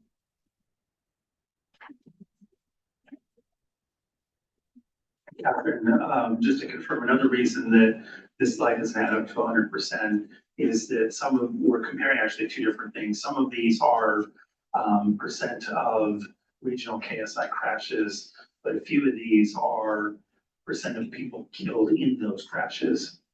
Yes, thank you for pointing that out. Yes, that's correct.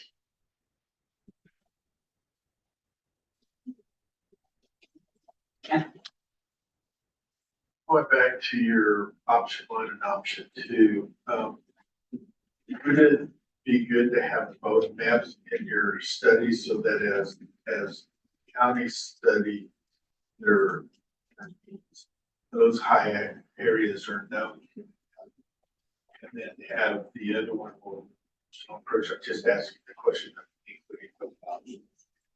Yeah, it's certainly an option. And so I think that's where I'm still looking for feedback to see, just having two options sort of dilute or I guess reduce the amount of attention brought to either one. If that makes sense, I don't know the number. If it kind of muddies the waters, or if it's just still useful to have in the plan, to have both. I guess I see having both options in the plan, but also seeing the high entry network still be, as you've shown, after other dollars that might be discretionary, federal, and third item that it's showing all. This is really just 10%.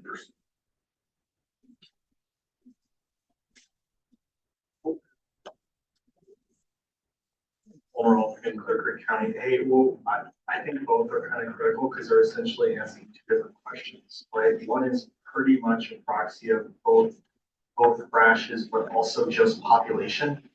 Because the innate reality is if you're just looking at aggregate amount of crashes, where the people are, where the crashes are, that there are places that can show a high level of risk per vehicle. That's also important. So as long as it's delineated out as having two different types of questions and answers, it's important to talk about both.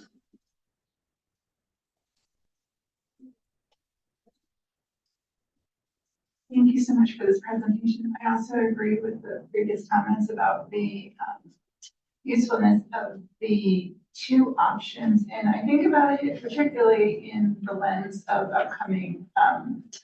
our upcoming TIP process, and thinking about how we could use these critical corridor maps for both the regional and sub-regional applications in terms of the type of criteria that's developed. Thanks. Jessica would see that. Yeah, I like having both of them. I think for representation of, for example, Clear Creek County is not showing up if we use option 1, but we know during the winter time, they probably would show up if it snowed all year round on I-70. But when we do have those crashes, they do shut down, I mean, everything from freight movement to just people trying to get up and through the I-70 mountain corridor. So I would feel it would be remiss to not have a map that shows and captures kind of what's going on there, but it probably is not showing up on map 1 because it is seasonal. We have a lot more crashes during the winter months, just given weather.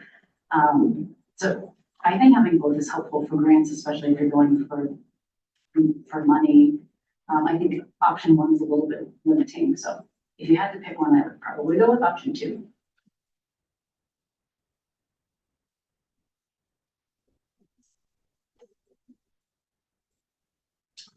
Great discussion. Thank you, Catherine. We're going to move into informational items. These are in your meeting packet. There's a single informational item and attachment G today. So no formal presentation for this item. It does just exist in your meeting for transparency purposes. A reminder, we ask for these discretionary grant forms anytime. It's going to be seeing a letter of support from DRCOG for discretionary grants. So we received 8 forms that are included in the meeting packet, and we're working through letters of support, reviewing consistency with our own processes and how it aligns with our own authorities. So just available if you have questions, either myself or the applicants.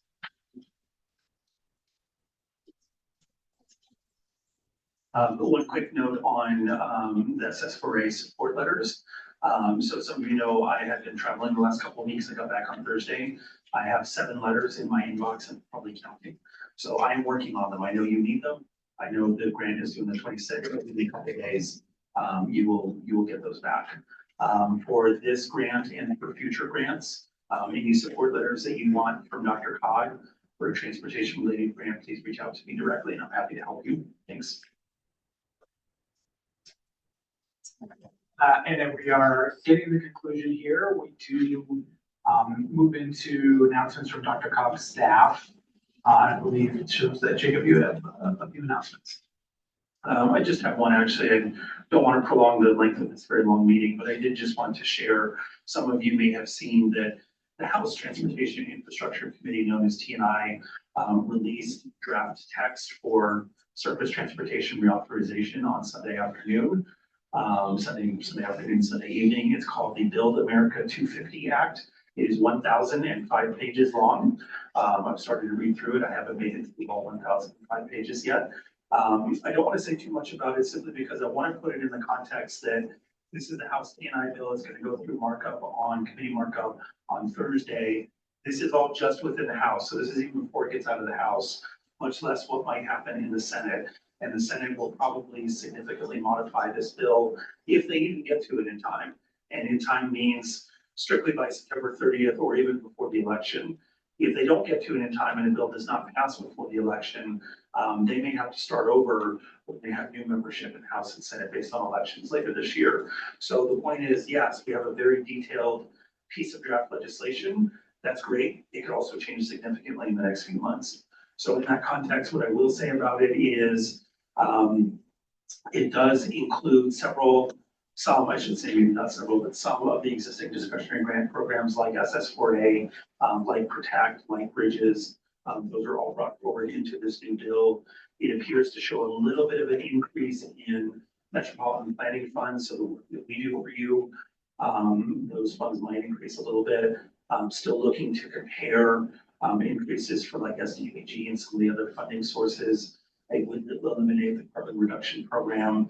It would make some changes to things like the capital investment grant program, but does not eliminate it. It keeps some of those kinds of things, but does make some changes. Bill language is very complex, and the way that it's written in those 1,000 pages is actually a comparison with the bipartisan infrastructure law. So it will say things like modifying subsection G of paragraph 7, and you have to go look at the bipartisan infrastructure law to figure out what they're talking about. So it's a very complex, dense piece of legislation that we continue to work through. But again, I wanted you to know that it was out there and it's at least a starting point for surface transportation reauthorization. Thank you. Any other announcements from members or alternates for the good of the order? Just a reminder, if you joined late or you haven't had a chance, please sign in. Thank you for participating today. We'll adjourn the meeting here. Just a reminder that the next tech meeting will be Monday, June 22nd. See you next month. We'll adjourn the meeting at 2:31.